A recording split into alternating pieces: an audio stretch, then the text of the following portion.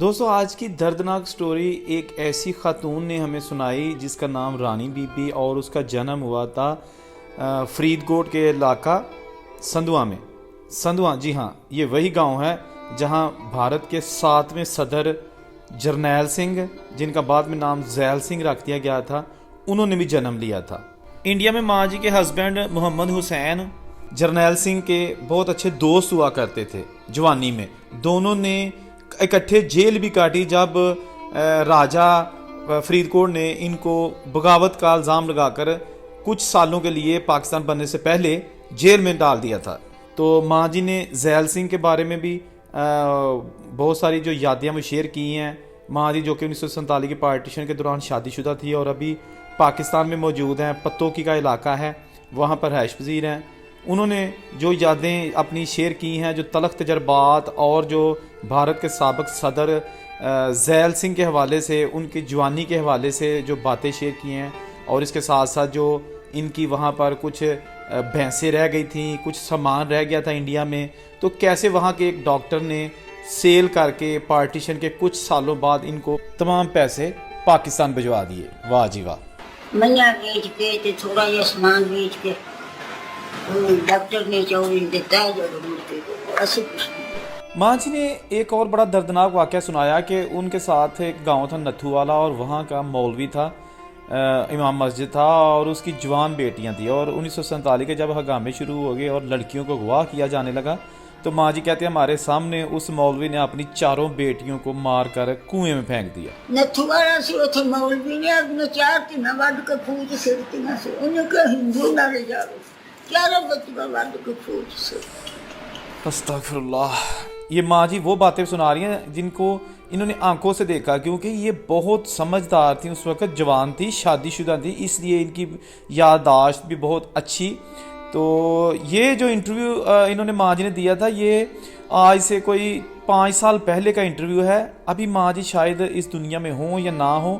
5 سال پہلے خیام چوہان صاحب نے دیسی انفوٹینر چینل پر اس کا جو ہے نا انٹرویو بڑے اچھے طریقے سے کور کیا تھا، اس کا لنک میں ڈسکرپشن میں دے دیتا ہوں، آپ وہ مکمل ویڈیو اس چینل پہ جا کر بھی دیکھ سکتے ہیں۔ لیکن میں اردو ہندی میں یہ ویڈیو بنا رہا ہوں تاکہ بہت سارے لوگ ایسے تھے کہ جو چاہتے تھے کہ ہمیں پتہ چلے کہ ماں جی کہہ رہی ہیں، یہ سٹوری سنا کیا رہی ہیں، جو پنجابی نہیں سمجھتے تھے۔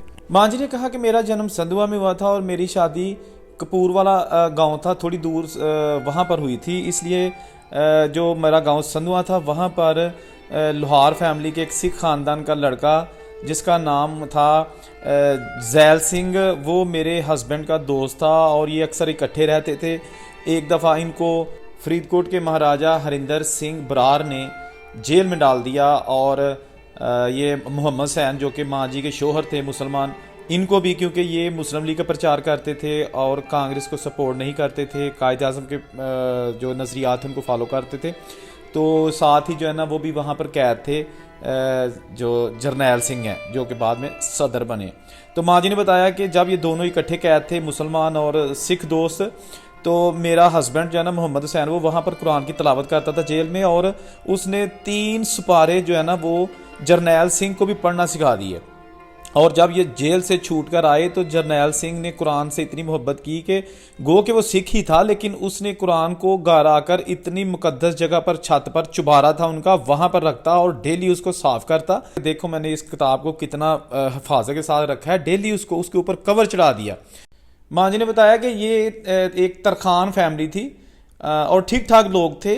یہ اس کے پیرنٹس جو جرنیل سنگھ تھا، اس کے پیرنٹس ایک ترخان خاندان سے تعلق رکھتے تھے، لیکن جب 1947 کی پارٹیشن کے ہنگامے شروع ہو گئے اور پھر یہ سمجھ گیا، کیونکہ یہ سیاسی اثر و رسوخ والا بندہ تھا ذیل سنگھ، اس نے ہمیں بتا دیا کہ آپ لوگ یہاں سے بہتر ہے کہ چلے جائیں، کیونکہ اب جو ہے نا وہ ماردار شروع ہونے والی ہے یا بعض علاقوں میں ہو چکی ہے، تو یہ جتھوں کے آگے ہم بھی بے بس ہوں گے، ہم کچھ نہیں کر سکیں گے، تو دل تو نہیں چاہتا کہ آپ لوگ جائیں، لیکن آپ کو جانا ہوگا۔ ماں جی نے کہا کہ ہم اتنے پریشان ہو گئے جب ہمیں پتہ چلا کہ جی فرید کوٹ، امرتسر، گرداسپور، یہ سارے انڈیا میں علاقے آگے ہیں، اور اب نے تو پاکستان میں رہنا تھا، تو اب ہمیں جانا پڑے گا۔ تو ہمارے بھی گھر وہاں پہ بہت ٹھیک تھے، ہم بھی پکے گھروں میں رہتے تھے، اور زمین بھی تھی ہماری، ہمارے جانور بھی تھے، مویشی بھی تھے. تو تمام جو مسلمان تھے ان کی جان پہ بانائی، خواتین اونچی اونچی گلیوں میں روتی پھرتی تھی. ابھی حملے بھی نہیں ہوئے تھے کہ انہیں پتا تھا کہ اب یہ سارا کچھ یہی چھوڑ کے جانا ہے. قیامت کا سما تھا. بہرحال جب حملے شروع ہو گئے تو ماں جی نے کہا ہم نے جب چھوڑے اپنے گاؤں تو رستے میں آئے تو جو بھی وہاں پر رستے میں ہمیں چھوٹے ندی نالے جو جوہڑ ملتے وہ لاشوں سے بھرے پڑے تھے. بلکہ ماں جی نے روتے ہوئے بتایا کہ میں نے ایک اپنی آنکھوں سے نقشہ دیکھا جو آج 76 سال بعد بھی نہیں بھولا. وہ یہ تھا کہ ایک جوان لڑکی شادی شدہ، اس کے پاس بچہ تھا اور اس کے پاس ایک گٹری تھی کپڑوں کی، اور اس کی جو گردن ہے وہ ایک سائڈ پہ پڑی ہوئی تھی. کسی نے اس کی گردن اتار کے نا کرپان کے ساتھ یا جیسے بھی تو سائڈ جسم سے الگ کر دی تھی، لیکن بچہ زندہ تھا. بچہ ابھی بھی ماں کا جو ہے نا وہ دودھ پی رہا تھا. تو ماں جی رانی بی بی جو جنہوں نے یہ سٹوری سنائی انہوں نے کہا میں نے چیخیں مارنی شروع کر دی. اتنا دردناک وہ منظر تھا لیکن ہم بے بس تھے، ہم کر کچھ نہیں سکتے تھے. اس کے ساتھ ساتھ بہت سارے ایسے مناظر دیکھے کہ جن میں لڑکیوں کو وہ زبردستی اپنے ساتھ لے جاتے. اگر لڑکیاں بھاگتی یا آگے سے شور کرتی یا ہاتھ پاؤں مارتی تو وہ اسی وقت ان کو جو ہے نا وہ قتل کر دیتے. اور ایک جگہ ایسی تھی کہ وہاں پر اتنی زیادہ لاشیں تھیں، بلکہ بچوں کی لاشیں وہاں پر زیادہ تھیں، کیونکہ جن لڑکیوں کو وہ اغوا کرتے تھے، خواتین کو اغوا کرتے تھے جتھے، ان کے بچے وہاں پھینک جاتے تھے اور ان کو نیزے اور برچھیوں کے ساتھ مار کے جہاں مرضی پھینک دیتے تھے. اور اپنی آنکھوں سے وہ سین میں نے دیکھے. اب میں مزید اس میں نہیں جاؤں گا کیونکہ بہت دردناک یہ سٹوری تھی. آپ اس کو سٹوری کو اس چینل پہ ہی سن سکتے ہیں. اینی ویز یہ سلسلہ جاری رہا اور ماں جی نے کہا کہ ہم پاکستان آ گئے. جب ہم پاکستان آ گئے تو تقریباً سارے لوگ ہم بچھڑ چکے تھے. ہمیں نہیں پتا تھا کہ کون پہنچے گا، کون مر گیا، کون اغوا ہو گیا اور کون پاکستان پہنچ چکا ہے. کسی کو کچھ علم نہیں تھا. بہرحال آہستہ آہستہ کیمپوں میں ہماری ملاقاتیں اپنے رشتہ داروں سے ہونی شروع ہو گئیں. اس کے بعد کچھ سالوں بعد ہمیں وہاں سے جو میرے والد کے ایک اور ہمارے ہمسائے تھے، ڈاکٹر صاحب تھے، ان کو ہم ڈاکٹر صاحب کہتے تھے، ڈاکٹر چندا سنگھ ان کا نام تھا. تو انہوں نے جناب ہماری جو امانت تھی، ہم نے کہا تھا کہ یہ ہمارے کچھ برتن ہیں، جو کچھ اور چیزیں تھیں اور ہمارے جو جانور تھے، ہم نے سارے ان کے حوالے کر دیے کہ اگر ہم واپس آ گئے تو لے لیں گے، ورنہ یہ چیزیں آپ کی ہوئیں. بہرحال انہوں نے وہ کچھ سالوں بعد جب دیکھا کہ اب پاکستان ہندوستان بن چکا ہے اور جو یہ بھی افواہیں تھی کہ شاید یہ نہ بنے اور جو ہندو ہیں وہ واپس اپنی پراپرٹی پہ چلے جائیں، سکھ اپنی پراپرٹی پہ چلے جائیں، مسلمان اپنی پراپرٹی پہ چلے جائیں اور یہ متحدہ ہندوستان ہی رہے گا، ایسا نہ ہوا. تو اس ڈاکٹر چندا سنگھ نے ان کی جو پراپرٹی تھی، تھوڑی بہت جو جانور تھے وہ سیل کیے، ان کے برتن کچھ تھے وہ فروخت کیے اور جتنی بھی وہ پیسے بنے تھے وہ اس ماں جی کی فیملی کو پہنچا دیے. کیا بات ہے دوستو. اسی لیے کہتے ہیں نا کہ جو یہ پارٹیشن کی سٹوریز ہیں نا، اس میں اچھے لوگ بہت زیادہ تھے، جو مارنے والے تھے وہ کم تھے، لیکن مارنے والوں نے ظلم کیا تھا، اس لیے ظلم کا پرچار زیادہ ہوتا ہے. جو اچھے لوگ تھے وہی لوگ تھے مسلمان، جو جن میں سے کچھ لوگ ہندو سکھوں کو مارتے تھے، لیکن وہی تھے جو خود بارڈر پر چھوڑ کے آتے تھے اپنے سکھ بھائیوں کو، مسلمان ہندو بھائیوں کو. لیکن اس کے ساتھ ساتھ انڈیا میں بھی ایسے ہی تھا. جتھے جو ہے نا کچھ تھے جو مارتے تھے، باقی وہ ایسے بھی لوگ تھے جو اپنے اپنے گاؤں والے مسلمانوں کو بارڈر تک چھوڑ کے آتے تھے یا ان کی ہیلپ کرتے تھے، یا لاوارث بچوں کو 4 5 10 سال تک اپنے گھروں میں رکھ کر ان کی پرورش کی، ان کو پالا اور بعد میں پھر ملٹری نے ان کو بازیاب کروا کے متعلقہ پیرنٹس کو ملوا دیا. بہرحال بہت ساری دکھی سٹوریز ہیں جو بھری پڑی ہیں اس چیز کی کہ اس وقت ہیومینٹی بھی تھی، یعنی انسانیت بھی تھی اور درندگی بھی تھی.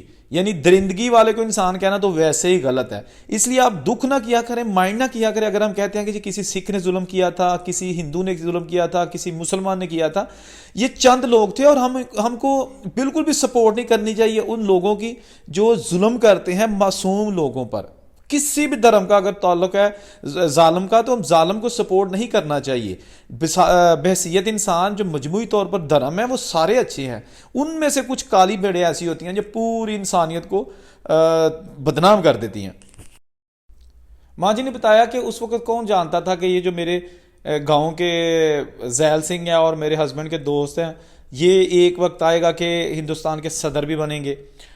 بہت اچھے انسان تھے وہ. جب 1980 سے 1982 تک انڈیا کے ہوم منسٹر تھے، انہوں نے میرے ہسبینڈ کو وہاں پہ بلایا، میرا بیٹا بھی وہاں گیا. میرا ہسبینڈ تقریباً 2-3 بار انڈیا گیا ہے، ابھی خیر اس دنیا میں نہیں ہے وہ. اس کے ساتھ ساتھ 1980 سے 1982 تک ذیل سنگھ ہوم منسٹر رہے انڈیا کے، وزیر داخلہ. پھر 1982 سے 1987 تک 5 سال کے لیے وہ انڈیا کے 7ویں صدر منتخب ہوئے. تو اس وقت بھی گاندھی خاندان کی حکومت تھی, اندرا گاندھی, راجیو گاندھی یہ پرائم منسٹر تھے. تو یہ سلسلہ چلتا رہا. جو ذیل سنگھ ہیں بیسیکلی ان کا نام جرنیل سنگھ تھا, لیکن جب ان کو مہاراجہ فرید کوٹ نے جیل میں رکھا تو اس وقت ان کا نام چینج کر دیا گیا اور جرنیل سنگھ سے ان کو ذیل سنگھ بنا دیا گیا, گیانی, ذیال سنگھ گیانی. اب جو ہے نا بات کرتے ہیں کہ جی ذیل سنگھ جو ہے نا وہ 1994 میں ایک روڈ ایکسیڈنٹ میں زخموں کی تاب نان لاتے ہوئے اس دنیا سے چل پسے, پورے ہو گئے. تو ماں جی نے کہا کہ اب ہم پتوکی میں رہتے ہیں اور آج بھی ہمیں وہ دن جو ہے نا وہ پوری طرح یاد ہیں کہ جب ہم پر ظلم ہو رہا تھا اور ان میں سے ہی بہت سارے ایسے لوگ تھے جو ہم پر مہربانیاں بھی کر رہے تھے. تو خیر یہ چھوٹی سی سٹوری تھی, اگر اچھی لگی تو کمنٹ کر کے بتائیے گا اور مجھے کو اجازت دیجیے. اللہ حافظ.